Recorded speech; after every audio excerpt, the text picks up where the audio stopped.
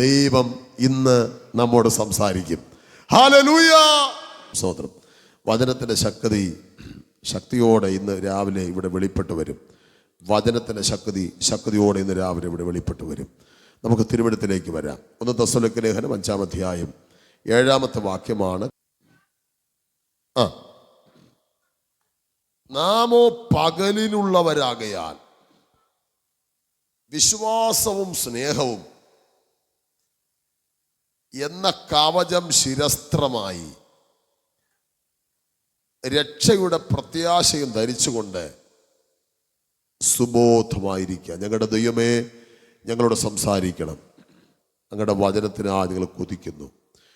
അവിടുത്തെ ഇമ്പസ്വരം ഞങ്ങൾക്ക് ഈ പകൽ നൽകണമേ. നിത്യജീവ മൊഴികൾ അങ്ങയിലുണ്ടല്ലോ കർത്താവേ. യേശുവിൻ്റെ നാമത്തിൽ നല്ല പിതാവേ, നിത്യജീവ മൊഴികൾ നിന്നിലുണ്ട് പാരാനേ. നിത്യജീവ മൊഴികൾ നിന്നിലുണ്ട് പാരാനേ. അങ്ങേ വിട്ടിട്ടാടി ഞങ്ങൾ എങ്ങു പോയി വാസിക്കും. അങ്ങേ വിട്ടിട്ടാടി ഞങ്ങൾ എങ്ങു പോയി വാസിക്കും. നീയല്ലോ ഞങ്ങൾക്കുള്ള ദിവ്യ സമ്പത്തേശുവേ. ലോകത്തിൽ ഞങ്ങൾക്കുള്ളതെല്ലാം നഷ്ടമാകിലും ലോകക്കാർ നിത്യം ദൂഷിച്ചിടിലും പൊന്നേശുവേ. ലോകക്കാർ നിത്യം നീയല്ലോ ഞങ്ങൾക്കുള്ള ദിവ്യ സമ്പത്തേശുവേ. കർത്താവ് നമ്മോട് സംസാരിക്കാൻ പോകുന്നു എന്ന് വിശ്വസിക്കുന്ന ദൈവകുഞ്ഞുങ്ങൾ വലത്തെ കരവും ശബ്ദം ഉയർത്തി കർത്താവിന് മഹത്വം കൊടുക്കാം. ഹല്ലേലൂയ. വചനം നിങ്ങളെ സൗഖ്യമാക്കും. വചനം നിങ്ങളുടെ ബന്ധനങ്ങൾ അഴിക്കും. അവൻ തൻ്റെ വചനം അയച്ചവരെ സൗഖ്യമാക്കുന്നു. അവരുടെ കുഴികൾ വചനം കുഴിക്കാത്ത നമ്മളെ കരകയറ്റും. ഇന്ന് പകൽ പുറപ്പെടുന്ന തിരുവെഴുത്തുകൾ അതിൻ്റെ പ്രവൃത്തി ചെയ്യാതെ മടങ്ങി വരികയില്ല. ഹല്ലേലൂയ. നമുക്ക് നോക്കാം. ഉൽപ്പത്തി പുസ്തകം 20-ാം അധ്യായം 3-ാമത്തെ വാക്യത്തിൽ നമ്മൾ പഠിച്ചു, വിശുദ്ധ ഉടമ്പടിയുടെ രാത്രി. അബീമേലെക്ക് ഒരു ഉടമ്പടി ചെയ്യുന്നു. ഇത് മറ്റൊരാളുടെ ഭാര്യയെങ്കിൽ, അല്ലെങ്കിൽ അബ്രഹാമിൻ്റെ ഭാര്യയാണെങ്കിൽ ഒരിക്കലും ഞാൻ അവിവേകം അവളോട് പ്രവർത്തിക്കുകയില്ല. കഴിഞ്ഞ ആഴ്ച പ്രസംഗിച്ചായിരുന്നു. അന്ന് രാത്രി പാപം ചെയ്യാതെ കിടക്കാൻ, പാപം ചെയ്യാതെ ജീവിക്കാൻ അബീമേലെക്കെടുത്ത തീരുമാനം ദൈവം അംഗീകരിക്കുകയും അബീമേലെക്കിൻ്റെ കുടുംബത്തെ ദൈവം വർദ്ധിപ്പിക്കുകയും അബ്രഹാം നിമിത്തം അബീമേലെക്കിനെ ദൈവം ആദരിക്കുകയും ചെയ്തു. 2, അബീമേലെക്കിൻ്റെ കുടുംബത്തിൽ ഗർഭതടസ്സം മാറി. അബീമേലെക്കിൻ്റെ മക്കൾ പ്രസവിച്ചിരുന്നില്ല. പക്ഷെ വിശുദ്ധ ഉടമ്പടിയിലോട്ട്, വേർപാടിൻ്റെ ഉടമ്പടിയിലോട്ട് കയറിയപ്പം ഉദരത്തിൻ്റെ കെട്ട് ദൈവം അഴിക്കുകയും തലമുറകളെ കൊടുക്കുകയും ചെയ്തു എന്ന് നമ്മൾ ഉൽപ്പത്തി 20:17 വായിച്ചു. 2-ാമത്തെ ചിന്ത ഉൽപ്പത്തി 29-23 ചതിയുടെ രാത്രി. ലേയയെ കൊടുത്ത് യാക്കോബിനെ അമ്മാവൻ ചതിച്ച രാത്രി. എക്സോഡസ് പുറപ്പാട് 12:30 നമ്മൾ പഠിച്ചു. നിലവിളിയുടെ രാത്രി. ദൈവക്രോധാഗ്നിയിൽ ഫറവോനും കൂട്ടരും മിസ്രയീമ്യരും നിലവിളിച്ച വെന്തുരുകിയ രാത്രി. പിന്നെ നമ്മൾ പഠിച്ചു പുറപ്പാട് 12:31 എക്സോഡസിൻ്റെ പുറപ്പാടിൻ്റെ രാത്രി. ആവർത്തനം 16:1 മിസ്രയീമിൽ നിന്ന് ദൈവം രക്തം അടയാളമായി വച്ച് ജനത്തെ വിടുവിച്ച് ആരാധനയ്ക്കായി പുറത്തു കൊണ്ടുവന്ന രാത്രി നമ്മൾ പഠിച്ചു. ആമേൻ. പിന്നെ നമ്മൾ പഠിച്ചത് ന്യായാധിപന്മാരുടെ പുസ്തകം 6:27 വാക്യമാണ്. ബലിപീഠങ്ങൾ ഇടിച്ച രാത്രി. അവിടെ കൊണ്ട് നമ്മൾ രാത്രികളുടെ ചിന്തകൾക്ക് സ്റ്റോപ്പിട്ട് നമ്മൾ ആശീർവാദം പറഞ്ഞ് വീട്ടിൽ പോയി. ഇനി എല്ലാവരും ബൈബിൾ വായിക്കാതെ എന്നെ ശ്രദ്ധിക്കണം. വചനം എഴുതിയെടുക്കുന്ന കുഞ്ഞുങ്ങൾ പോയിട്ട് ആമേൻ ബൈബിൾ വായിക്കാതെ എന്നെ ദയവായി ശ്രദ്ധിക്കണം എന്ന് വിനയത്തോടെ അപേക്ഷിക്കുകയാണ്. Price the Lord. ഹല്ലേലൂയ. ലൈവിലൂടെ ഈ വീഡിയോ കാണുന്ന കേൾക്കുന്ന എല്ലാ പ്രിയപ്പെട്ടവർ കർത്താവിൻ്റെ നാമത്തിൽ ഞാൻ വന്ദനം അറിയിക്കുകയാണ്. കേൾക്കുക. ഇനി നമ്മൾ ചിന്തിക്കാൻ പോകുന്നത് ശമൂവേൽ പ്രവാചകന്റെ 1-ാം പുസ്തകം 28-ാം അധ്യായം 8-ാമത് വാക്യമാണ്. 1 ശമൂവേൽ 28-ാം അധ്യായം 8-ാമത് വാക്യം. അവിടെ നമുക്കൊരു രാത്രിയിലെ സംഭവം കാണാം. വായിച്ചാട്ടെ. ശൗൽ രാജാവ് വേഷം മാറി വേറെ വസ്ത്രം ധരിച്ച് 2 ആളുകളെയും കൂട്ടിക്കൊണ്ട് വെളിച്ചപ്പാട് ആത്മാവ് കൊണ്ട് മതി ശൗൽ എന്ന് പറയുന്ന ഇസ്രായേലിലെ ഒന്നാമത്തെ രാജാവിന് ദൈവം കൊടുത്ത ഒരു രാജകീയ വസ്ത്രമുണ്ടായിരുന്നു. കേൾക്കണേ, വചനം കേൾക്കണേ, ശ്രദ്ധിക്കണേ. അവൻ ആദ്യം ചെയ്തത് രാത്രിയിൽ വേഷം മാറി ദൈവം കൊടുത്ത കൃപയുടെ വസ്ത്രം അവൻ മാറ്റിവെച്ചു. ഹല്ലേലൂയ. എന്തൊക്കെ ചെയ്തു? വേഷം മാറി 2 ആളുകളെയും സാക്ഷ്യത്തിന് കൂട്ടി. രാജാവാണെന്ന് ഓർക്കണം. നമ്മൾ പുതിയ നിമിത്ത രാജകീയ പുരോഹിത വർഗമാണ്. രാത്രി അവൻ വേഷം മാറി. വേഷം ഇട്ട് പോയാലല്ലേ ആളുകൾ അറിയൂ. സ്തോത്രം പറ. ഒരു കറുത്ത ടീഷർട്ടും എടുത്തിട്ടുണ്ട് അവിടെ പോയാൽ പിന്നെ ആരെങ്കിലും അറിയോ? ഇത്രയും ഉത്സവമൊക്കെ നടക്കുമ്പം റോഡിൽ 2 രൂപ കപ്പരി വണ്ടി വാങ്ങിക്കാം വെള്ളം ഉടുപ്പിട്ടുകൊണ്ട് പോയ ആളുകൾ തോന്നൂലേ? രക്ഷിക്കപ്പെട്ട ഒരു ദൈവപൈതൽ വേഷം മാറി ഒരു ജാതീയ സ്ഥലത്ത് പോയാൽ നാട്ടുകാർക്കറിയാം വേഷം മാറിയാലും നീ ആരുടെ കൂടെ നടന്ന വ്യക്തിയെന്ന്. ആമേൻ പറഞ്ഞാട്ടെ. തലയിൽ തുണിയൊക്കെ ഇങ്ങനെ ഇട്ട് ആരും അറിയാതെ ഒളിച്ചു പോയ പത്രോസിനെ കണ്ട് 3 സ്ത്രീകൾ പറഞ്ഞു, നീയും അവൻ്റെ കൂടെ യേശുവിൻ്റെ കൂടെ നടന്നവനല്ലേ? യേശുവിൻ്റെ കൂടെ നടക്കുന്നവരെ കണ്ടാൽ അറിയാം. ഇനി കേൾക്കണം. ശൗൽ വേഷം മാറി രാത്രിയിൽ 2 പേരെയും കൂട്ടി എവിടെ പോയി? വെളിച്ചപ്പാടത്തി സ്ത്രീയുടെ അടുക്കൽ ചോദിച്ചറിയാൻ പോയി. ഞാൻ എപ്പോഴും പറയും, ഈ കാലം ചോദിച്ചറിയുന്ന കാലഘട്ടമാണ്. ഹൈന്ദവരായ ആളുകൾ ജ്യോത്സ്യൻ്റെ അടുക്കൽ പോകും. ഹിന്ദുക്കൾ മന്ത്രവാദികളുടെ അടുക്കൽ പോകും, കൈനോട്ടക്കാരുടെ അടുക്കൽ പോകും. സ്തോത്രം ചെയ്യുന്നു. അപ്പോൾ കൈനോട്ടക്കാരും ജ്യോത്സ്യക്കാരും മന്ത്രവാദികളും പൈശാചിക ശക്തികളെ വച്ചുപയോഗിച്ച് ചോദിച്ചറിയും. ചോദിച്ചറിഞ്ഞ് അവർ നടക്കുമ്പം കത്തോലിക്കയിലും CSIയിലുമുള്ള ഏകദേശം ആളുകൾ മുഹൂർത്തം നോക്കാൻ പോകും. പക്ഷെ പെന്തക്കോസ്തുകാർ മാത്രമാണ് എന്ത് ചെയ്യാത്തത്? ചോദിച്ചറിയുന്നത്. പിന്നെ അവരെങ്ങനെയെന്നറിയാം അറിയുന്നത്? എനിക്ക് എത്ര കോൾ ഇന്ന് രാവിലെയും വന്നു, ഒരു കോള് ഇന്ന്. സ്തോത്രം പറഞ്ഞാട്ടെ. ഇടയ്ക്കൊരു സഹോദരി എന്നെ വിളിച്ചു, പാസ്റ്റേ ഒന്ന് പ്രാർത്ഥിക്കണം, ഞാൻ ഇതാ വെള്ളം എടുത്ത് കൈ വച്ചിട്ടുണ്ട് ഈ കഴിഞ്ഞ ആഴ്ച. അപ്പം ഞാൻ പ്രാർത്ഥിക്കുമ്പം എൻ്റെ ശബ്ദം അവളെ ചെവിയിലൂടെ കയറി അവളെ കയ്യിലൂടെ വിരൽത്തുമ്പിലൂടെ വെള്ളത്തിലിറങ്ങി അവളത് കുടിക്കുമ്പം അവളെ വയറുവേദന മാറും. എന്തൊരു ആമേൻ. കഴിഞ്ഞ ആഴ്ച ഒരാൾ, ഇന്നലെയോ മെനിഞ്ഞാന്നോ ഒരാൾ വിളിച്ചു, എൻ്റെ 2 മക്കളും +2 കഴിഞ്ഞു, ഇനി എന്ത് ചെയ്യണമെന്ന് അറിഞ്ഞുകൂടാ. ഞാൻ +2 പഠിച്ച് സമയം കിട്ടിക്കാണൂലല്ലോ. ചോദിച്ചറിയാൻ പോകുന്ന നീ മുട്ടുമടക്കണം ദൈവസന്നിധിയിൽ. ഞങ്ങളിൽ വെളിപ്പെടുന്ന പരിശുദ്ധാത്മാവാം നിന്നിലുള്ളതെങ്കിൽ നിന്റെ മുറിക്കകത്ത് കർത്താവ് ഇറങ്ങുന്ന നിന്നോട് സംസാരിക്കും. അതാണ് യഥാർത്ഥ ദൂത്. അതാണ്. അല്ലാതെ വെളിച്ചപ്പാടത്തിന്റെ അടുക്കൽ ചോദിച്ചറിയാൻ പോകുന്ന പോലെ ചോദിച്ചറിഞ്ഞൊരു സിസ്റ്റം പുതിയ നിയമത്തിലില്ല. പാസ്റ്ററെ, എനിക്ക് പാസ്പോർട്ട് കിട്ടി, സന്തോഷം. പിന്നെ ഇത് അമേരിക്കയിൽ പോണോ, ലണ്ടനിൽ പോണോ, ഓസ്ട്രേലിയയിൽ പോണോ, ദുബായിൽ പോണോ, ഒരുപാട് ചാൻസ്. പാസ് ഒന്ന് പറയോ? പാസ വെട്ടിലാക്കാൻ.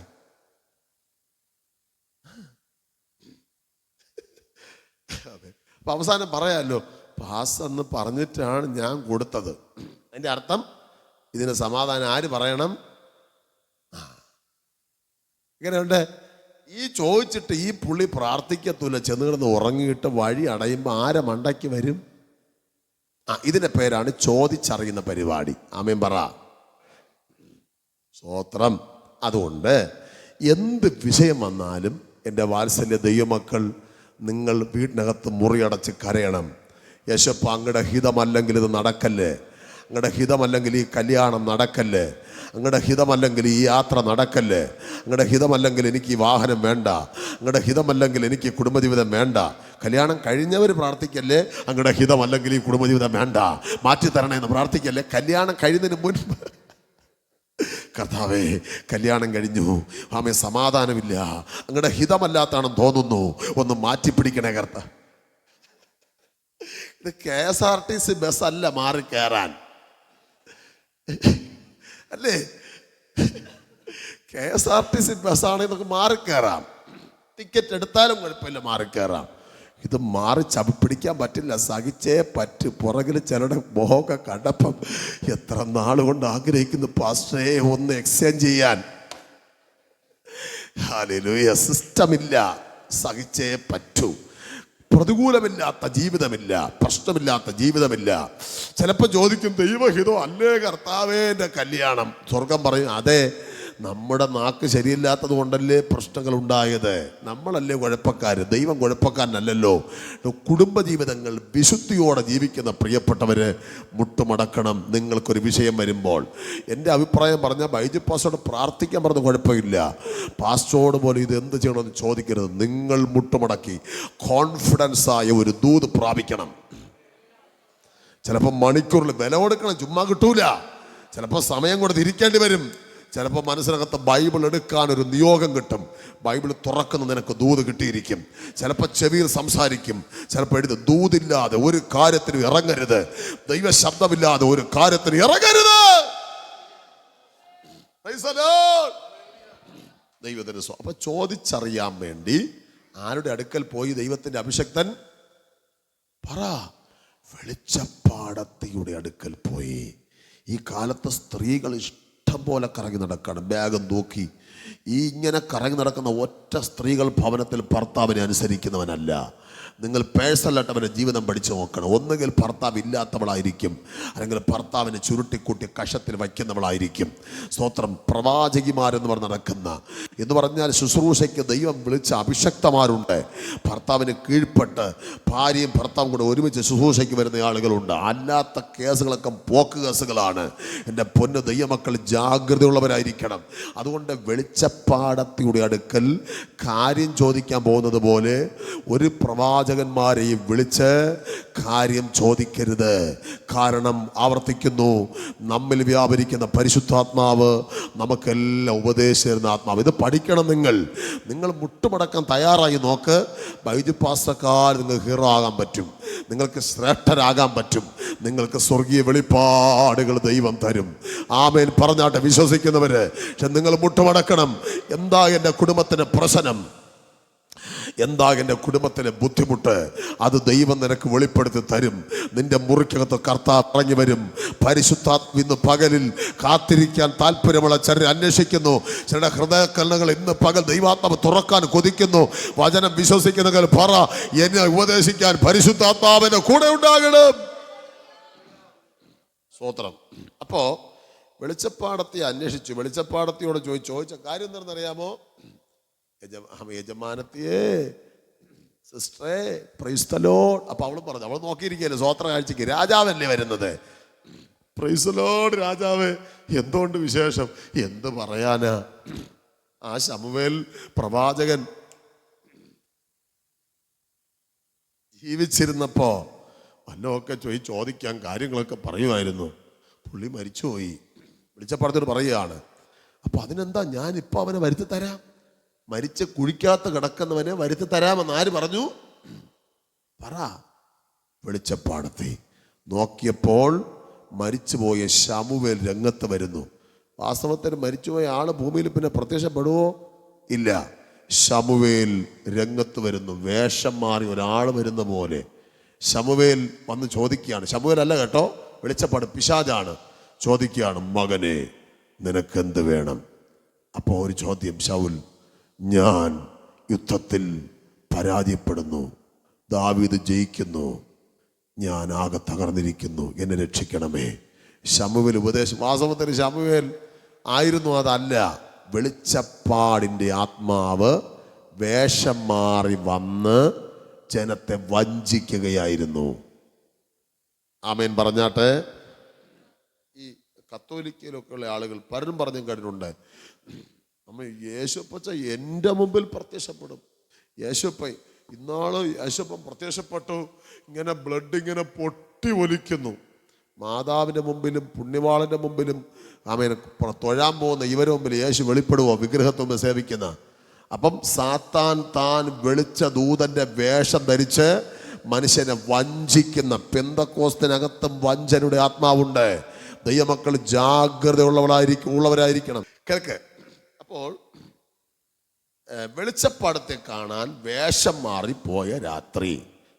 അടുത്ത ഒന്ന് രാജാക്കന്മാരുടെ പുസ്തകം 3-ാം അധ്യായം 5-ാമത് രാത്രി.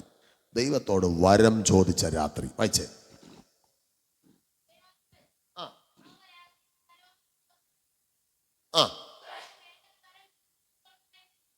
മതി. ദൈവം പ്രത്യക്ഷപ്പെട്ട രാത്രി, അല്ലെങ്കിൽ ശലോമോൻ രാജാവ് വരം ചോദിച്ച രാത്രി. എന്താ ഈ വരം? എന്താ ഈ വരം? കൃപാവരം എന്ന് പറഞ്ഞാൽ, ഞാൻ ഇപ്പോൾ പ്രഖ്യാപിക്കുന്നത് അങ്ങനെ സംഭവിക്കട്ടെ, ഞാൻ ആഗ്രഹിക്കുന്നത് നടക്കട്ടെ. Praise the Lord, praise the Lord. ശലോമോനോട്, ലോക ചരിത്രത്തിൽ ഒരേ ഒരാളോടാണ് ദൈവം ചോദിച്ചത്, വരം ചോദിച്ചു കൊള്ളുക, ഞാൻ തരാം. എന്തിനാ ഈ വരം? വരം ഈ ഭൂമിയിൽ അത്ഭുതങ്ങളെ കാണിക്കാൻ അല്ലേ? Price the Lord. പക്ഷേ അദ്ദേഹം ചോദിച്ചൊരു ചോദ്യം, ശലോമോൻ ചോദിച്ചു, ദൈവമേ, ഈ വലിയ ജനസമൂഹത്തെ, എൻ്റെ അപ്പനായ ദാവീദ് രാജാവ് നയിച്ച ഈ ജനസമൂഹത്തെ നയിപ്പാനുള്ള വിവേകം, 2 ജ്ഞാനം, 3 ഹൃദയം. ഇതൊക്കെ സമയമെടുത്ത് പഠിപ്പിക്കേണ്ട വിഷയങ്ങൾ. വിവേകം, ജ്ഞാനം, ഹൃദയവിശാലത എനിക്ക് തരണമേ. അയ്യോ, ദൈവം വിചാരിച്ചു ശലോമോൻ രാജാവ് കുറെ സ്വത്ത് ചോദിക്കും, വൈഡൂര്യങ്ങൾ രത്നങ്ങളും ചോദിക്കും. പക്ഷേ ആത്മീയ കാര്യം മാത്രമേ പുള്ളി ചോദിച്ചുള്ളൂ. എന്തേ ചോദിച്ചുള്ളൂ? നമ്മളാണെങ്കിലോ വരം ചോദിക്കാനോ? ശംഖുമുഖം മൊത്തം എൻ്റെതാവട്ടെ. ടൂറിന് പോയപ്പോൾ നമ്മൾക്കറിയാം, ആ 4 ബോട്ടും എൻ്റെ കൊച്ചിൻ്റെ പേരിൽ വരട്ടെ. Price the Lord. തിരുവനന്തപുരം ജില്ലയിലുള്ള ചിലർക്ക് എല്ലാ ജുവലറിലെ സ്വർണവും എൻ്റെ പേരിൽ വരട്ടെ. വരവല്ലേ പറഞ്ഞ അതുപോലെ സംഭവിക്കും. ശലോമോൻ എന്താ ചോദിച്ചേ? ശലോമോൻ ചോദിച്ചത് ഹൃദയവിശാലത വേണം, എനിക്ക് ജനത്തെ നയിക്കാനുള്ള വിവേകം വേണം. പറഞ്ഞ് എനിക്ക് ജ്ഞാനം വേണം. ജ്ഞാനം, ഹൃദയവിശാലത, പിന്നെ വിവേകം. ഇത് 3 ദൈവത്തിന് ഇഷ്ടപ്പെട്ടു. ദൈവം പറഞ്ഞു, എൻ്റെ മകനായ ശലോമോനെ, ദൈവം വിളിക്കുകയാണ്, മകനെ, ഞാൻ ഉദ്ദേശിച്ചതല്ല നീ ചോദിച്ചത്. ഞാൻ ചിന്തിച്ചത് നീ പണം ചോദിക്കുമെന്ന്. പക്ഷെ നീ ചോദിക്കാത്ത ധനവും മാനവും കൂടെ നീ ചോദിച്ച വരത്തിന് കൂടെ നിന്നെ തന്നിരിക്കുന്നു. കേൾക്കണോ? ലോക ചരിത്രത്തിൽ ഇത്രയും വലിയൊരു ആലയം ഉണ്ടായിട്ടില്ല ശലോമോന്റെ ആലയം പോലെ. 40 വർഷം കൊണ്ട് പണി കഴിപ്പിച്ച മഹാ ആലയം. 40 വർഷം പണി കഴിപ്പിച്ചു ഈ മനുഷ്യൻ. സ്തോത്രം. പണി കഴിപ്പിച്ച ആലയം മാത്രമല്ല, ലോകത്തിലെ എല്ലാ രാജ്യങ്ങളുമായി ശലോമോന് വ്യാപാര വാണിജ്യമുണ്ടായിരുന്നു. ഞാൻ ദൈവമക്കളോട് പറയുന്നു, രാത്രികളിൽ ദൈവം നിന്നോട് സംസാരിക്കണമെങ്കിൽ മുട്ടുമടക്കണം. ദൈവം സംസാരിക്കുമ്പോൾ ഭൗതികം പിന്നെ ചോദിച്ചാൽ മതി. നീ ആത്മീയം ചോദിച്ചാൽ, ദൈവരാജ്യത്തിന് കെട്ടുപണിക്ക് വേണ്ടി തന്നെ ചെയ്യുവാൻ എന്നെ സഹായിക്കണമേ, ഞാൻ അന്ത്യം വരെ നിൽപ്പാൻ കൃപ ചെയ്യണമേ, ഞാൻ വീണുപോകാൻ നിൽപ്പാൻ കൃപ തരണമേ എന്ന് നീ ചോദിച്ചാൽ നിനക്ക് ദൈവം ചോദിക്കാത്ത പണവും കൂടെ തരും. ദൈവം വിശ്വസ്തൻ. അടുത്ത രാത്രി എന്ന് പറയുന്നത് രാജാക്കന്മാർ 6-ാം അധ്യായം 14-ാമത് വാക്യം. നിങ്ങൾക്ക് ഭാഗം അറിയാം. എലീശയുടെ ഭവനത്തെ വളഞ്ഞ രാത്രി. അരാമ്യർ വളഞ്ഞ രാത്രി. ഹല്ലേലൂയ. എലീശ എന്ന പ്രവാചകൻ ജീവിച്ചിരിക്കുന്നത് കൊണ്ട് കായികാഭ്യാസം കൊണ്ട് ജയിക്കാൻ പറ്റൂലെന്ന് അവർക്ക് തോന്നിക്കാണുമായിരിക്കും. അവർ മന്ത്രവാദം ചെയ്തു നോക്കി, പറ്റുന്നില്ല. അവസാനം അവർ ചെയ്തൊരു പരിപാടി, രാത്രി വീട് വളയാൻ തീരുമാനിച്ചു. ആയിരക്കണക്കിന് രഥങ്ങളും അശ്വങ്ങളും കുതിരകളുമായി വന്ന് വീട് വളഞ്ഞു. പിറ്റേ പ്രഭാതത്തിൽ കാണുന്ന കാഴ്ച, അരാം സൈന്യം പ്രവാചകന്റെ വീട് കുപ്പക്കുന്നൊക്കെ വളർന്നിരിക്കുന്നു. ഒറ്റ പ്രാർത്ഥന, ദൈവമേ ഈ എൻ്റെ ശിഷ്യൻ കാണത്തക്കവണ്ണം കണ്ണു തുറക്കണമേ. അവൻ്റെ അകത്തെ കണ്ണു തുറന്നപ്പോൾ അവൻ കാണുന്നൊരു കാഴ്ച, ശിഷ്യൻ കാണാത്ത ഒരു വെളിപ്പാട് പ്രവാചകൻ കഴിഞ്ഞ രാത്രി കണ്ടു. ആ വെളിപ്പാട് ശിഷ്യൻ കാണുന്നു. ബൈബിൾ വായിച്ചവർക്ക് മനസ്സിലാകുകയുള്ളൂ എന്താണ് സംഭവം എന്നറിയാമോ? അവന്റെ കൂടെ ഉള്ളതിനേക്കാൾ വലിയൊരു സൈന്യം ഇവന്റെ കൂടെ ഉണ്ടായിരുന്നു. ഇന്ന് പകൽ നീ അറിയണം, നിന്നെ കൊല്ലാൻ നോക്കുന്ന ദേശത്തിന്റെ അധിപതിയുടെ വ്യാപാരങ്ങളെ വെല്ലുന്ന ഒരു ആത്മസാന്നിധ്യം, ദൈവദൂതന്മാര് നിന്നോട് കൂടെയുണ്ട്. നീ ഒറ്റയ്ക്കല്ല, നീ ഒറ്റയ്ക്കല്ല. നിനക്ക് തോന്നും നിനക്ക് ആരുമില്ലെന്ന്, നിനക്ക് തോന്നും നീ ഒറ്റയ്ക്കാണെന്ന്. സ്വർഗം പറയുന്നു, നിന്റെ കൂടാരത്തിൽ നീ ഒറ്റയ്ക്ക് അന്തി ഉറങ്ങുമ്പോൾ യഹോവയുടെ ദൂതൻ ഇന്ന് രാവിലെ വചനം വിശ്വസിക്കുന്നവർ പറയട്ടെ, എന്റെ ഭവനത്തെ കുപ്പക്കുന്നാക്കാൻ, എന്റെ തലമുറയെ നശിപ്പിക്കാൻ, എന്റെ കുടുംബജീവിതം തകർക്കാൻ, എന്റെ സഭ ഇല്ലാതാക്കാൻ ആരൊക്കെ ശ്രമിച്ചാലും ഞാൻ കാണാത്തൊരു ആത്മമണ്ഡലം എനിക്ക് വേണ്ടി തുറന്നിട്ടുണ്ട്. അതത്ര ദൂതന്മാർ. നിങ്ങളൊന്ന് കേട്ടെ. യേശുവിനൊരു രാത്രി ഉണ്ടായി. ഏതാണ് ആ രാത്രി എന്നറിയാമോ? 1 കൊരിന്ത്യർ 11:23 കർത്താവായ യേശുവിനെ കാണിച്ചു കൊടുത്ത രാത്രി. നമ്മൾ ചിന്തിക്കുന്ന രാത്രികളെ കുറിച്ചാണ്. യേശുവിനെ കാണിച്ചു കൊടുത്ത രാത്രി. എല്ലാവരും എൻ്റെ കൂടെ വരണേ, ആരും മയങ്ങിപ്പോകല്ലേ പ്ലീസ്. വചനത്തിന്റെ ആഴങ്ങളിലേക്ക് ദൈവം നമ്മളെ കൊണ്ടുപോവുകയാണ്. കർത്താവായ യേശുവിനെ കാണിച്ചു കൊടുത്ത രാത്രി എന്ന് പറഞ്ഞാൽ ഗത്സമൻ തോട്ടം മുതൽ ഗബഥാ വരെ പ്രാണപ്രിയൻ കരഞ്ഞ് വിലപിച്ച രാത്രി. നിങ്ങൾ കൂടെ വന്നാൽ മനസ്സിലാകും. പെസഹ വ്യാഴമെന്നും പറഞ്ഞ് രാത്രി ഇവിടെ ആളുകൾ ആഘോഷിച്ചല്ലോ, കുപ്പി പൊട്ടിച്ച്. ആ കുപ്പി പൊട്ടിച്ചതല്ല യേശുവിൻ്റെ ആഘോഷം. പെസഹ എന്ന് പറയുന്ന രാത്രി കണ്ണുനീരിൻ്റെ രാത്രിയാണ്. ദുഃഖവെള്ളി എന്ന് മലയാളത്തിലും ഗുഡ് ഫ്രൈഡേ എന്ന് ഇംഗ്ലീഷിലും കാണുന്ന വെള്ളിയാഴ്ചയുടെ രാത്രി അറിയാമോ? ശനിയാഴ്ചയുടെ രാത്രി അറിയാമോ? നിങ്ങളൊന്നും അറിഞ്ഞിട്ടില്ല. വാസ്തവത്തിൽ ബൈബിൾ വായിച്ചുള്ള അറിവല്ലേ ഉള്ളൂ. പാഷൻ ഓഫ് ക്രൈസ്റ്റും ജീസസും കണ്ടുള്ള അറിവല്ലേ ഉള്ളൂ. പ്രാണനാഥനായ യേശു കർത്താവ് ക്രൂശിൽ അനുഭവിക്കാൻ പോകുന്ന വേദന മുഴുവൻ യേശുവിൻ്റെ മേൽ വന്നു. എൻ്റെ കൂടെ നിങ്ങൾ വരണം. ഞാൻ കഴിഞ്ഞ ദിവസം ഇവിടുന്ന് ഉരുളിയും സാധനങ്ങളും വെയിറ്റും ഒക്കെ താഴെയെന്ന് ചില ചുമന്നുകാർ ഞാൻ കണ്ടു. ഒറ്റയ്ക്ക് ഇങ്ങനെ അവർ ഈ സ്റ്റെപ്പ് ഇങ്ങനെ കയറി വരുമ്പോൾ കൈയൊക്കെ ഇങ്ങനെ വിറയ്ക്കും. ഒരു ഉരുളി എടുത്തതിന് അല്ലെങ്കിൽ ഒരു ചാക്ക് സിമൻ്റ് എടുത്തതിന് കൈ ഇങ്ങനെ വിറയ്ക്കും, രോമകും എഴുന്നേൽക്കും. മുകളിൽ കയറിക്കൊണ്ട് വന്ന് ഈ സാധനം ഇട്ടിട്ട് ഒരു വലിയുണ്ട്. എത്ര ചുമടെടുക്കുന്നവനാണെങ്കിലും കുറച്ച് തളരും ശരീരം. നിങ്ങളൊന്ന് നോക്കിയേ, ഈ മുഴുവൻ ലോകത്തിൻ്റെയും ജനകോടികളുടെ പാപഭാരം സ്വന്തം തോളിൽ വഹിക്കാൻ പോകുന്നു എന്ന് പെസഹ രാത്രിയിൽ ചിന്തിച്ച പ്രാണപ്രിയൻ ഗത്സമൻ തോട്ടത്തിൽ കമണ്ണ് വീണുകയാണ്. യേശുവിൻ്റെ രോമകൂപങ്ങളിലൂടെ രക്തം വിയർപ്പായി പൊട്ടുകയാണ്. ഒരു മനുഷ്യന്റെ ശരീരത്തിൽ നിന്ന് ഞാൻ വിയർപ്പ് തുള്ളികളായി വീണു. അന്ന് രാത്രിയിൽ പ്രാണപ്രിയൻ വേദന അനുഭവിക്കുകയാണ്, മരണവേദന. യേശു പറയുന്നു ശിഷ്യന്മാരോട്, എൻ്റെ ഹൃദയം മരണവേദന പോലെ ദുഃഖിതമായിരിക്കുന്നു. ഞാനൊന്ന് പ്രാർത്ഥിച്ചേച്ച് വരട്ടെ. പോകുന്ന അത്രയും ദൂരം എൻ്റെ ചിന്തയെ പറയാം. ഇവിടെ നിന്ന് ഇവിടത്തെ ഈ വർക്ക്ഷോപ്പിൻ്റെ അത്രയും ദൂരം യേശു മാറിയിരുന്ന് കരഞ്ഞിട്ട് പ്രാണപ്രിയൻ അന്ന് രാത്രിയിൽ വന്നപ്പോൾ പത്രോസ്, യാക്കോബ് 3 പേരല്ലേ, യോഹന്നാൻ 3 പേര് ഭൂത്തോറക്കം. യേശു വന്ന് സങ്കടത്തോടെ ചോദിച്ചു, ഞാൻ ഇത്രയും സ്നേഹിച്ചില്ലേ, ഞാൻ ഇത്രയും കൂടെ കൊണ്ട് നടന്നില്ലേ, ഏത് രാത്രി ഏത് വിഷയം വന്നാലും ഓടി നിങ്ങളുടെ വീട്ടിൽ വന്നില്ലേ, എനിക്കൊരു വിഷയം വന്നപ്പോൾ ഉറങ്ങുവാണല്ലേ? ഉറങ്ങി ആശ്വസിച്ചോ? മനുഷ്യപുത്രൻ പാപികളിൽ ഏൽപ്പിക്കപ്പെടാൻ പോവുകയാണ് എന്ന് പറഞ്ഞുകൊണ്ടിരിക്കുമ്പോൾ യേശു കർത്താവിനെ സ്തോത്രം നമ്മെ കൊണ്ടുപോകാൻ ഇതാ ഒരു കൂട്ടം ആളുകൾ തീപ്പന്തങ്ങളുമായി വരികയാണ്. അന്ന് രാത്രി നടന്ന സംഭവം ഞാൻ ചെറുതായിട്ടൊന്ന് വിവരിച്ച് പറയാം. ചെറുതായിട്ടേ പറയാൻ സമയമുള്ളൂ, വിവരിച്ചാൽ ഒരുപാട് സമയമെടുക്കണം. എല്ലാവരും കേട്ടോണം ദൈവമക്കൾ. സ്തോത്രം. അന്ന് രാത്രി യേശു കർത്താവിനെ പിടിക്കാൻ പടയാളികൾ വന്നു.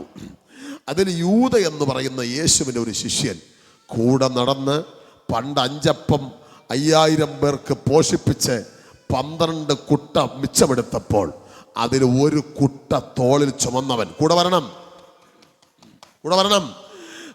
12 കുട്ട മിച്ചമെടുത്തപ്പം ഒരു കുട്ട തോളിൽ ചുമന്നവൻ അവൻ തന്നെ ആയിരുന്നു യേശുവിനെ ഒറ്റിക്കെടുക്കാൻ നിന്നത്. ആമേൻ. ഈ കർത്തൃമേശയ്ക്ക് ഇരുന്നപ്പോൾ യേശുവിന് അറിയാം ഇവൻ ഒറ്റിക്കൊടുക്കും. എന്നിട്ടും യേശു അപ്പമെടുത്ത് മുക്കി അവൻ്റെ വായ്ക്കകത്ത് വച്ചു കൊടുത്തു. മക്കളെ പോയി ഒറ്റിക്കൊറ എന്ന് പറഞ്ഞുകൊണ്ട് ഹൃദയത്തിൽ സ്തോത്രം ചെയ്യുന്നു. വേദനയോടെ പ്രാണപ്രിയൻ നിൽക്കുമ്പോൾ പടയാളികൾ യൂദയെ കണ്ണു കാണിച്ചു. ആമേൻ. അന്ന് തലേ ദിവസം യൂദ അവരുമായി ചെന്ന് പറഞ്ഞൊത്തു. എന്നിട്ട് അവർ കൊടുത്ത 30 വെള്ളിക്കാശ് മേടിച്ചു. പണം മേടിച്ചുകൊണ്ട് പ്രാണപ്രിയനെ ഒരു കുറ്റവും ചെയ്യാതെ നിഷ്കളങ്കതയോടെ പിതാവിൻ്റെ ദൗത്യം ചെയ്യാൻ ഇറങ്ങി വന്ന പ്രാണപ്രിയനെ ഒറ്റാൻ ഒരുത്തൻ നിൽക്കുകയാണ്. പ്രിയപ്പെട്ടവരെ, അവൻ്റെ പേരാണ് ഇസ്കരിയോത്ത് യൂദ. ഇടയ്ക്കൊരാൾ പറഞ്ഞു, ഇടയ്ക്ക് യൂദ പറഞ്ഞു, സ്തോത്രം ചെയ്യുന്നു, ഇടയ്ക്കൊരാൾ പറഞ്ഞു യൂദ തൂങ്ങിച്ചത്തെങ്കിൽ എന്ത് ഒരു ലേഖനം തന്നിട്ടാണ് പോയതെന്ന്. ശരിയല്ലേ? യൂദ ഒരു ലേഖനം തന്നിട്ടല്ലേ പോയത്? അല്ലെന്ന്. യൂദയുടെ ലേഖനം ഇല്ലേ?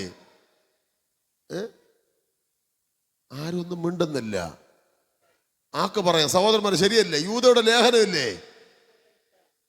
മിണ്ടുന്നില്ല. അറിഞ്ഞുകൂടാത്തവര് ചുമ്മാ മിണ്ടി കുളമാക്കണ്ട. ഇവിടെ ഉത്തരങ്ങൾ പറയുന്നു, തൂങ്ങിച്ചത്ത യൂദയല്ല ലേഖനം എഴുതിയത്.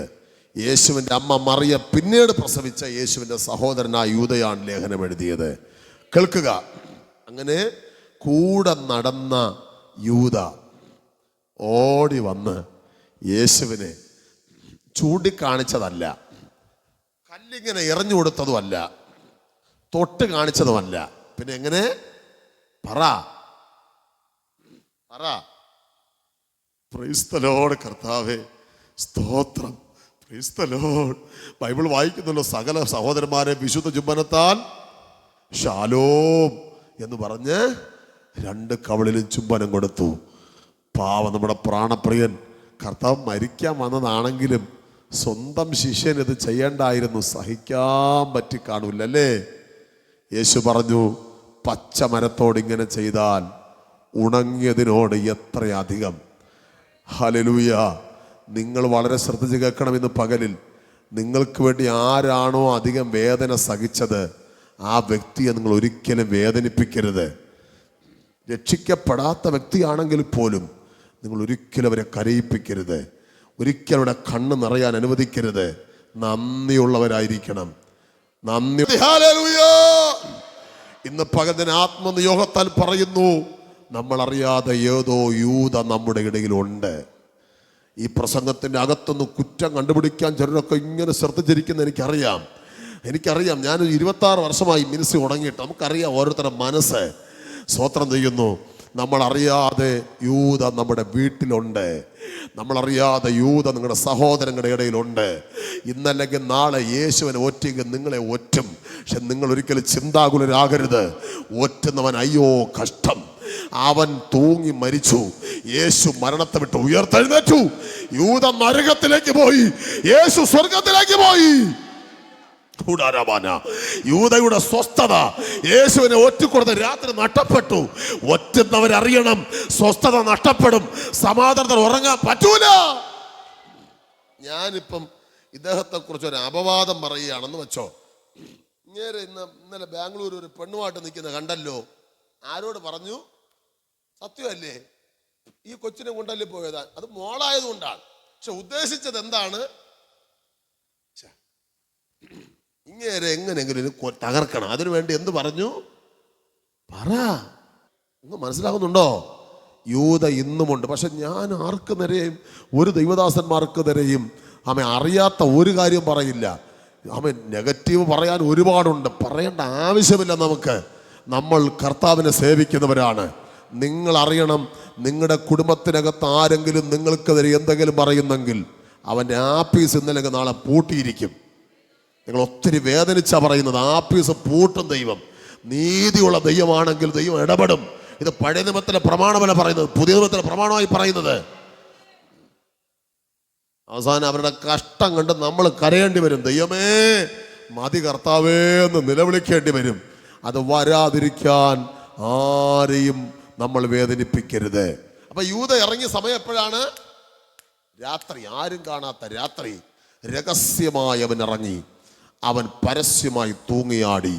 രഹസ്യമായി യേശുവിനെ സ്നേഹ ചുംബനം കൊടുത്ത് ഈ കെട്ടിപ്പിടിച്ച് ചുംബിച്ചപ്പോ യേശു ചോദിക്കുന്ന ചോദ്യമുണ്ട്, മനുഷ്യപുത്രനെ. അതാ ചോദ്യം ഭയങ്കര ചോദ്യമാണ്. നിങ്ങൾ പാഷൻ ഓഫ് ക്രൈസ്റ്റിൽ കണ്ടു അല്ലേ? മനുഷ്യപുത്രനെ ചുംബനം കൊണ്ടാണോ? അതിന്റെ അർത്ഥം എന്താണ്?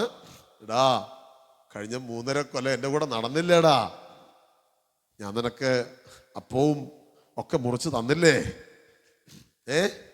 എൻ്റെ കൈ കൊണ്ടല്ലേ നീ തിരുവത്താനം പഠിച്ച? യേശു ചോദിക്കുകയാണ്. 3.5 കൊല്ലം നിനക്കെന്ത് വന്നാലും എൻ്റെ അടുക്ക വരൂലേ? ഹൃദയത്തിലെ ചോദ്യം ഭയങ്കരമാണ്. ഞാൻ ഈ വചനം ധ്യാനിക്കും, എന്നെ കണ്ണ് നിറഞ്ഞു പോയി. എൻ്റെ യേശുപ്പൻ എന്തുമാത്രം വേദന സഹിച്ചു കാണും. എടാ, 12 കൊട്ട എടുത്തപ്പോൾ 1 കൊട്ട നിന്റെ തലയിൽ പിടിച്ചു തന്നില്ലേടാ? നിനക്ക് എന്ത് യോഗ്യത ഉണ്ടായിരുന്നടാ എൻ്റെ കൂടെ നടക്കാൻ എന്ന് യേശു ചോദിക്കുകയാണ്. ആ ചോദ്യത്തിനകത്ത് ഭയങ്കര പ്രസക്തിയുണ്ട്. മനുഷ്യപുത്രനെ ചുംബനം കൊണ്ടാണ് ഒറ്റിക്കൊടുക്കുന്നത്. പ്രാണപ്രിയന്റെ കണ്ണ് നിറഞ്ഞുപോയി. പക്ഷെ ഒറ്റിക്കൊടുത്തത് മുതൽ അവൻ്റെ സമാധാനം നഷ്ടപ്പെട്ടു ചെയ്ത്. അപ്പം ഞാൻ ഇദ്ദേഹത്തെ കുറിച്ച് അപവാദം പറഞ്ഞു എന്നിരിക്കട്ടെ. പറയുന്ന സമയം മുതൽ പിന്നെ എൻ്റെ മനസ്സിൽ കുത്തുള്ളൂ. എങ്ങനെ കുത്ത്? ഞാൻ പറഞ്ഞത് വേറൊരാളോടാണ് പറഞ്ഞത്. എന്താണ് കുത്തെന്നറിയാമോ? അങ്ങേര് പറഞ്ഞു വല്ലതും കൊടുക്കുമെന്തോ. ഇത് ഇടയ്ക്ക് ചോദിക്കും, മറ്റേ ശശി ബ്രദറിനെ കണ്ടിരുന്ന ബ്രദറെ? ശശിയുടെ അടുത്താണ് ഞാൻ പറഞ്ഞത്, ഉദാഹരണമാണ്. ഇല്ല, എന്ത് പാസ്റ്ററെ? ഒരു ദിവസം പറഞ്ഞു, ഞാൻ ശശി ബ്രദറിനെ കണ്ടിരുന്ന. പുള്ളി പറഞ്ഞു, ഞാൻ ഇന്നലെ കണ്ടു, കുറെ സംസാരിച്ചു, എൻ്റെ സ്വസ്ഥത അത്രയും പോയി. പിന്നെ ഞാൻ കൂടുതൽ സ്നേഹിക്കാൻ നോക്കും. എങ്ങനെ? സോപ്പിടാൻ. പിന്നെ ബ്രദറെ, പിന്നെ ആളുകളൊക്കെ അതും ഇതും നമ്മളെ കുറിച്ച് എന്ത് ചെയ്യും? സ്വോത്രം പറ. ഇത് പുതിയ നിയമത്തിൻ്റെ ഉപദേശമാണ്. പ്രാർത്ഥിക്കുന്ന ദൈവമക്കളോട് പറയുന്നു, ആരാധ്യ ദൈവം നിങ്ങളുടെ കൂടെ പിറപ്പുകൾ പോലും. എനിക്കറിയില്ല, ഒരു ദൂത് എന്നോട് ദൈവാത്മ പറയുന്നു. എനിക്കറിയില്ല, നിങ്ങൾ ഈ ദൂത് വരും ദിവസങ്ങളിൽ നിവർത്തിയാകുമ്പോൾ നിങ്ങൾക്കത് മനസ്സിലാകും. നിങ്ങളെ കൂടെ പിറപ്പുകൾ പോലും ചിലപ്പോൾ നിങ്ങളെ ഒറ്റിക്കൊടുക്കും. കരയരുത്. യേശുവിനെ ചെയ്തെങ്കിൽ, നിഷ്കളങ്കനായ യേശുവിനെ ചെയ്തെങ്കിൽ നിന്നെ എത്രയധികം നിന്റെ കൂടപ്പിറപ്പ്. എനിക്കറിയില്ല, ദൂത് അങ്ങനെ തന്നെ പറയാൻ പറയുന്നു. നിന്റെ രക്തബന്ധം, നിന്റെ അമ്മ പ്രസവിച്ച കൂടപ്പിറപ്പ്, വൈഡമ ഹത്തുന റബ, നിന്നെ ഇല്ലാത്തത് പറഞ്ഞ് പരത്തിയ നീ കരഞ്ഞു പോകരുത്. അയ്യോ, എൻ്റെ സഹോദരൻ ഞാൻ ഇത്രയും സ്നേഹിച്ചിട്ടും, എൻ്റെ സഹോദരൻ ഇത്രയും സ്നേഹിച്ചിട്ടും വിഷമിക്കരുത്. ക്രൂശിലേക്ക് നോക്കിയാൽ സങ്കടം മുഴുവൻ മാറും.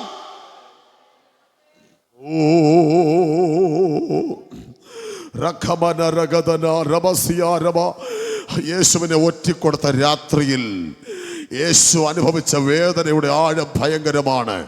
വെളുപ്പിന് പീലാത്തോസിന്റെ കൽത്തലയിൽ ഗബതയിലും, ആമേൻ ആമേൻ ആമേൻ ആമേൻ, ഹെരോദാവിന്റെ കൊട്ടാരത്തിലും, സ്തോത്രം, ഖന്നാഫിന്റെയും ഹയ്യഫാവിന്റെയും കോടതിയിലും മാറി മാറി യേശുവിനെ വിസ്തരിച്ചു.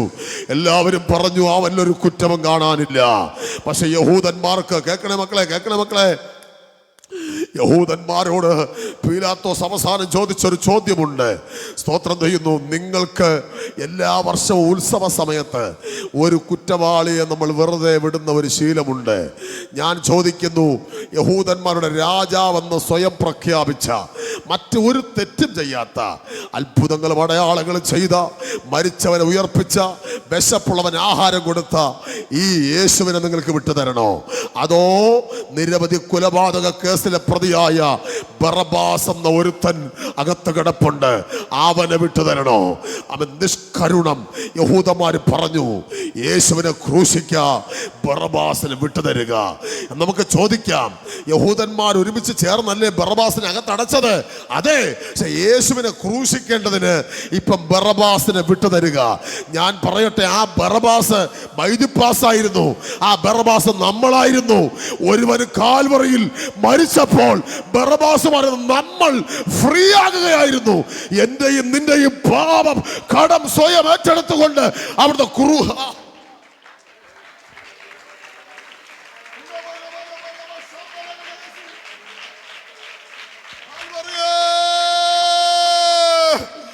യേശുവേ വാവിട്ട് വിളിക്കാൻ എത്ര പേരുണ്ടെന്ന് പകലിൽ. ബറബാസുമായിരുന്ന എന്നെ, ബറബാസായിരുന്ന നിന്നെ വെറുതെ കട്ടടിച്ച് വിട്ടിട്ട് അവിടുത്തെ ക്രൂശിൽ നമ്മുടെ പാപം വഹിക്കുകയായിരുന്നു.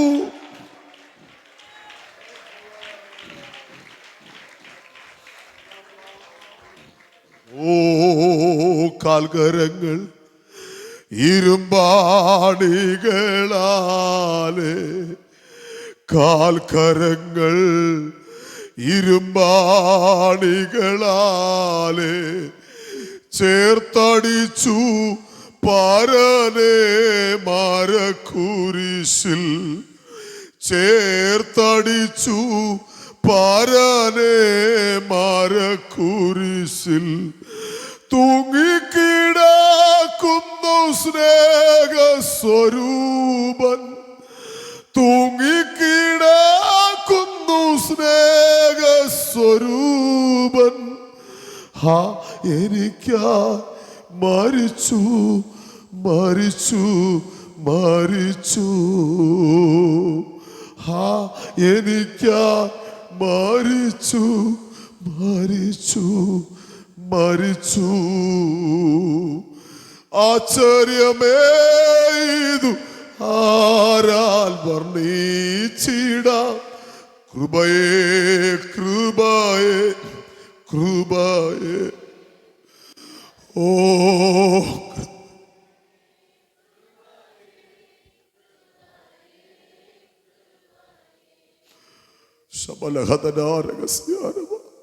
ബറബാസിനെ വെറുതെ വിട്ടപ്പം ബൈജിപ്പാസ് വെറുതെ വിടുകയായിരുന്നു. ശിക്ഷാവിധിക്ക് കാരണമായിരുന്ന ലോകഭോഗങ്ങൾക്ക് വേണ്ടി ഓടിയ നമ്മെ, ജഡമോഹത്തിന് പുറകെ ഓടിയ നമ്മെ അവിടുന്ന് വിലയ്ക്ക് വാങ്ങി, ക്രൂശിൽ രക്തം കൊടുത്ത് വിലയ്ക്ക് വാങ്ങി. ഒന്ന് നോക്കിയ അർദ്ധരാത്രിയിൽ നടന്ന വിടുതൽ, പാപത്തിൽ നിന്നുള്ള പരിഹാരത്തിന് വേണ്ടി രാത്രിയിൽ ഒരുവൻ അറസ്റ്റ് ചെയ്യപ്പെട്ടു. ഇത് നിസ്സാരവൽക്കരിച്ച് സന്ദേശം ആരും കേൾക്കരുത്.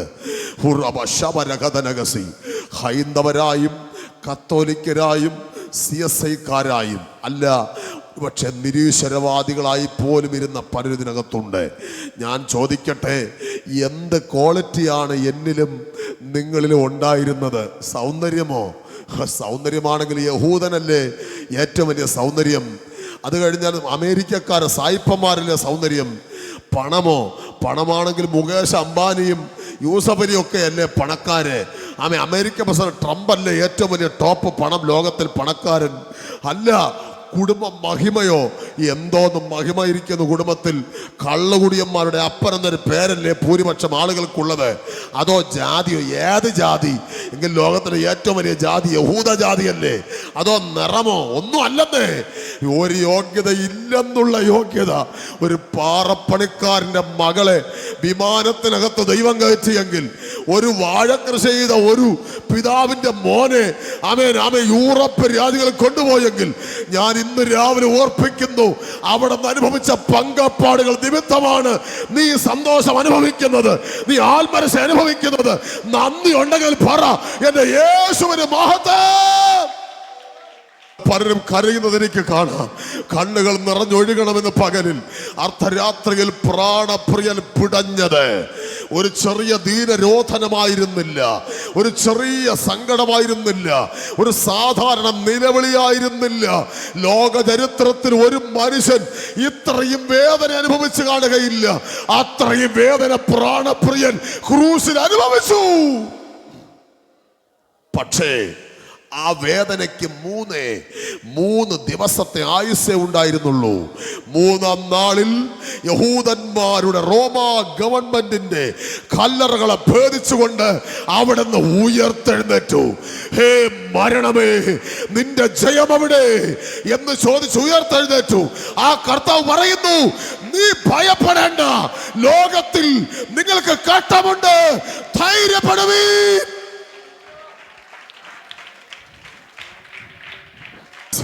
ഇനി ഒരു കാര്യം കേൾക്കണം. യേശുവിന്റെ കൂടെ പോയ ശിഷ്യന്മാര് യൂത പോട്ടെ, അവൻ നശിച്ചു, അവൻ തൂങ്ങിയാടി, അവൻ പോട്ടെ. പക്ഷെ ബാക്കി 11 പേര് അവസ്ഥ എന്തായെന്നറിയാമോ? ഈ 11 പേരും കൂടെ ഓറ്റുവെച്ച് കൂട്ടുകെട്ടുണ്ടാക്കി അവരെല്ലാവരും കൂടെ ഒരു മാളിക മുറിക്കകത്ത് കയറി കതവടച്ചു. ഒരുത്തന് യേശുവിനെ അടക്കാൻ പോണ്ട, ഒരുത്തന് യേശുവിന്റെ കല്ലറ പോലും കാണണ്ട. പക്ഷെ നന്ദിയുള്ള 2 സ്ത്രീകൾ, യേശുവിൻ്റെ അമ്മ മറിയയും പാപം മോചിക്കപ്പെട്ട മഗ്ദല 2 സ്ത്രീകൾ മാത്രം. അവർ ഉറങ്ങിയില്ല. അവർ സുഗന്ധവർക്ക് ഒട്ട് എടുത്തുകൊണ്ട് അതിരാവിലെ ഞായറാഴ്ച വെളുപ്പിന് നിങ്ങൾ 8-10 എന്നും പറഞ്ഞ് മൊണ്ടി വന്നതുപോലെയൊന്നും അല്ല, വണ്ടി ഉണ്ടായിരുന്നിട്ട് താമസിച്ച് വന്നതുപോലെയൊന്നും അല്ല. അവർ സൂര്യൻ ഉദിക്കും മുമ്പേ അവർ കല്ലറ കാണാൻ പോയി. കല്ലറ കാണാനല്ല പോയത്, യേശുവിനെ കാണാൻ പോയി. യേശുവിൻ്റെ ബോഡി എങ്ങനെ കാണും? സുഗന്ധവർഗം ബോഡിയിൽ പൂശാനാണ്, കല്ലറ വയ്ക്കാനല്ല. പക്ഷെ അവർ ഒരു വെളിപ്പാട് കിട്ടില്ല പോയത്. പോകുന്ന വഴിക്ക് അവർ പറയുകയാണ്, നമുക്ക് വേണ്ടി ആര് കല്ലുരുട്ടി മാറ്റും? കുറഞ്ഞത് 1 ടൺ ഭാരമുള്ള കല്ലെന്നാണ് ചരിത്രം. 1000 കിലോ വലിപ്പമുള്ള കല്ല് ആരുരുട്ടി മാറ്റും? സഹോദരിയുടെ നന്ദി കണ്ടോ? നന്ദിയുള്ള കുറച്ച് പേര് ഇതിനകത്തുണ്ടെന്ന് എനിക്കറിയാം. നന്ദിയുള്ള കുറച്ച് പേര് ഇവിടെ ഉണ്ട്. നന്ദി കെട്ടവരായി 3.5 വർഷം കൂടെ നിന്ന് അപ്പം തിന്നവന്മാര് ഒളിച്ച് യഹൂദന്മാരെ പേടിച്ച് മുറികളെ കൊല്ലുന്നെങ്കിൽ കൊല്ലട്ടെന്ന്, യേശുവിന് മരിക്കാൻ തയ്യാറാകണ ദൈവമക്കൾ എന്ന് വിചാരിക്കാതെ പേടിച്ചിരിക്കുമ്പോൾ 2 സ്ത്രീകൾ, ഞാനതാ പറഞ്ഞത്, ഈ പ്രസംഗത്തിന്റെ അല്പം കൊണ്ട് പോയാൽ നിങ്ങൾ പൊട്ടിക്കരയുമെന്ന് പകലിൽ അങ്ങനത്തെ ദൂതാ ദൈവം എനിക്ക് തന്നത്. പക്ഷെ കേൾക്കണോ, നന്ദിയുള്ള സ്ത്രീകൾക്ക് വേണ്ടി അവരവിടെ എത്തും മുമ്പ് ദൂതൻ ഇറങ്ങി ഡോർ ഓപ്പൺ ചെയ്തിരുന്നു. ഇന്ന് നീ വീട്ടിൽ ചെല്ലും മുമ്പ് ചില വഴികൾ നിനക്ക് വേണ്ടി തുറന്നിരിക്കും. നീ വീട്ടിൽ ചെല്ലും മുമ്പ് ചില വാതിൽ ദൈവം തുറന്നിരിക്കും. വിശ്വസിക്ക്, ദൂത് ഏറ്റെടുക്ക്. നീ വീട്ടിൽ ചെല്ലും മുമ്പ് അടഞ്ഞു പോയ ചില മേഖലകൾ നിനക്ക് വേണ്ടി ഓപ്പൺ ആയിരിക്കും. വചനത്തിന് ആഴം ഇന്ന് രാവിലെ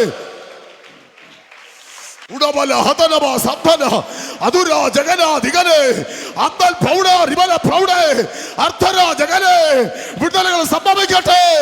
അടഞ്ഞു പോയ വഴികൾ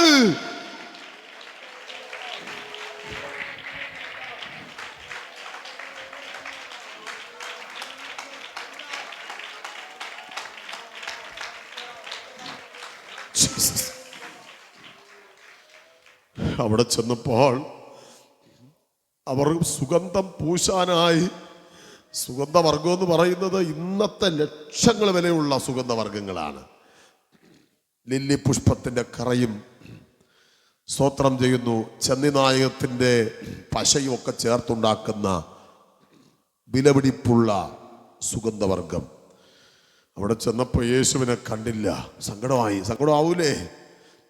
കഷ്ടപ്പെട്ട് അധ്വാനിച്ചുണ്ടാക്കിയ സ്തോത്രം ഭക്ഷണവും കൊണ്ട് വൈദ്യപാസ കാണാമെന്ന് വൈദ്യപാസ കാണാനില്ല. സങ്കടം വരൂലേ?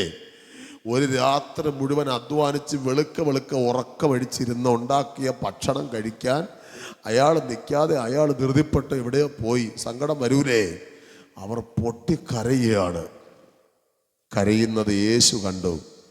യേശു ചോദിച്ചു, നിങ്ങൾ ആരെ തിരയുന്നു? ഹല്ലേലൂയ. അവർ എന്തിനെ അന്വേഷിച്ചോ ആ അന്വേഷിച്ച വ്യക്തി ജീവനോടെ എഴുന്നേറ്റവരറിഞ്ഞില്ല. നീ അറിയാതെ ചിലത് ജീവിക്കാൻ പോവാ, നീ അറിയാതെ ചിലത് എഴുന്നേൽക്കാൻ പോവാ, നീ പോലും അറിയാതെ അത്ഭുതം കാണാൻ പോവാ. വിശ്വസിക്കേ, ഒരു ദൂതം ഏറ്റെടുത്ത് ആരാധിക്കുന്നേ. നീ അറിയാതെ അയ്യോ ഇതെങ്ങനെ എന്റെ വീട്ടിൽ സംഭവിച്ചു, എന്റെ ഭവനത്തിൽ സംഭവിച്ചു, നീ അറിയാതെ ചിലത് പരിശുദ്ധാത്മ ഇന്ന് രാവിലെ ചില തട്ടി ഉണർത്തി പറയുന്നു. നീ അറിയാത്ത അത്ഭുതങ്ങൾ ദൈവം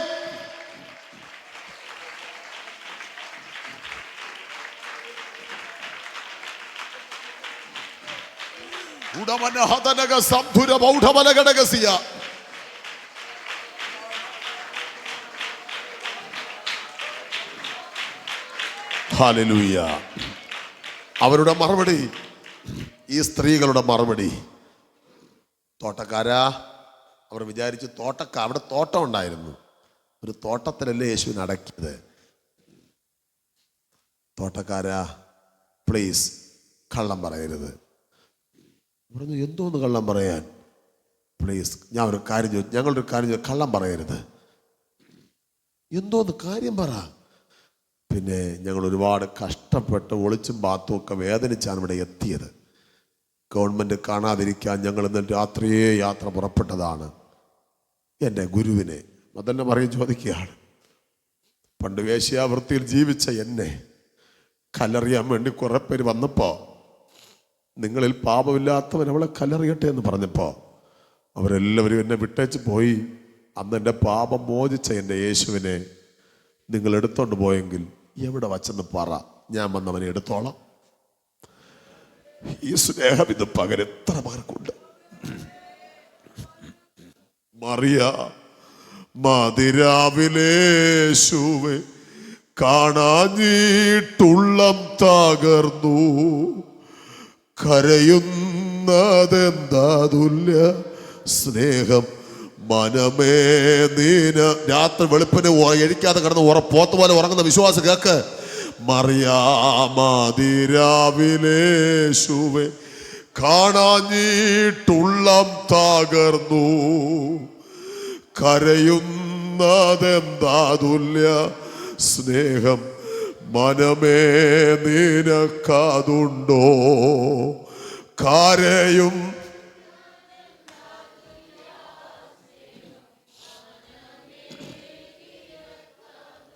മറിയയുടെ ആഴമായ സ്നേഹം അങ്ങോട്ട് അറിഞ്ഞ യേശു ഇന്നാണെങ്കിൽ കെട്ടിപ്പിടിച്ചൊരു ചുംബനം കൊടുത്തന്. പക്ഷേ ഉയർത്തെഴുന്നേറ്റ ക്രിസ്തുവായതുകൊണ്ടും പിതാവിൻ്റെ അടുക്കൽ പോകേണ്ടനായതുകൊണ്ട് യേശു പറഞ്ഞു, മറിയെന്ന് വിളിച്ചു, പേര് വിളിച്ചു.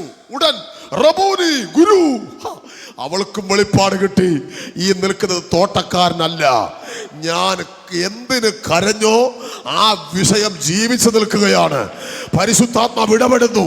നീ എന്തിന് കരഞ്ഞോ ആ വിഷയത്തെ നിന്റെ കൺമുമ്പിൽ നിർത്താൻ പോകുകയാണ് ദൈവം. നാളെ തന്നെ 2025 തീരും മുൻപ് ചില അത്ഭുതങ്ങൾ കണ്ടുകൊണ്ട് കാണുന്ന വ്യക്തികൾ ഇവിടെ ഉണ്ടെന്ന് പരിശുദ്ധാത്മാവ് സഭയോട് ദൂത് പറയുന്നു.